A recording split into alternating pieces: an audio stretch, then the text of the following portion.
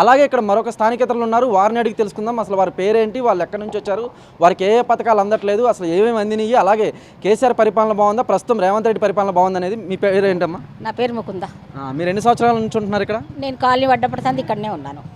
అంటే మీకు పథకాలు ఏమన్నా వర్తింపజేశారా? ఏమీ లేదు. అప్లై చేశారు అసలు? చేశారు, మా ఆయన చేశారు. ఆయనకు 68-70 సంవత్సరాల దాకా ఉంటుంది. ఆయన ఇప్పుడు ఏం చేయట్లేదు. ఎన్ని సంవత్సరాలు అప్లై చేసి? అప్లై చేసి 10 సంవత్సరాల నుంచి చేస్తూనే ఉన్నాడు ఆయన. మున్సిపల్ ఆఫీస్కు అక్కడ ఇక్కడ తిరుగుతున్నారు, వస్తున్నారు, అంతే. అంటే కేసీఆర్ సీఎం కింద ఉన్నప్పుడే మీరు అప్లై చేశారనమాట. మరి ఇప్పుడు కొత్తగా సీఎం రేవంత్ రెడ్డి వచ్చిన తర్వాత ఇందిరమ్మ ఇల్లు అని, డబుల్ బెడ్రూమ్కు పెట్టాను. అప్పుడు డబుల్ బెడ్రూమ్కి పెట్టాను, ఇప్పుడు మళ్ళీ ఇందిరమ్మ ఇల్లు కూడా పెట్టాను. ఎటువంటిది లేదు ప్రయోజనం, ఎవరితోటి ఏం ప్రయోజనం చేసి, ఎవడు కష్టం చేసుకుంటే వాడే తింటాడు, కానీ వాడేది తెచ్చి ఇది చేసింది లేదు, వీడేది తెచ్చింది చేసింది లేదు, అంతే. అంతవరకే. ఎవడి పెత్తనాలు వాడియే. వాణి ఆయన ఎవరి ఇది వస్తే వాళ్ళే మింగడం తప్ప. ఇక్కడ వచ్చిన 1920లో అక్టోబర్ 13 తారీఖు నీళ్ళు వచ్చినాయి తెలుసా ఈ కాలనీకి.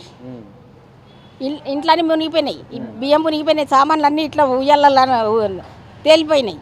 అప్పుడు కూడా అందరికీ 10,000 వచ్చాయి, కానీ మాకు మాత్రం ₹1 రాలేదు.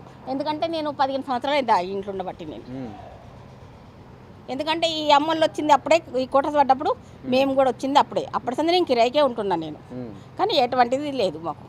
అంటే ఇప్పుడు కొత్తగా సీఎం రేవంత్ రెడ్డి అధికారంలోకి వచ్చినాక రేషన్ కార్డు అయితేనేమి, ఇందిరమ్మ ఇల్లు అయితేనేమి, అలాగే పొలం లేని వాళ్ళకి 12,000 ఉన్నప్పుడే మాకు రేషన్ కార్డు వచ్చింది. అంతకు మొదలు 20 సంవత్సరాలు మాకు రేషన్ కార్డే లేదు అసలు. ఇప్పుడు నా పెళ్ళయి 83లో అయ్యింది.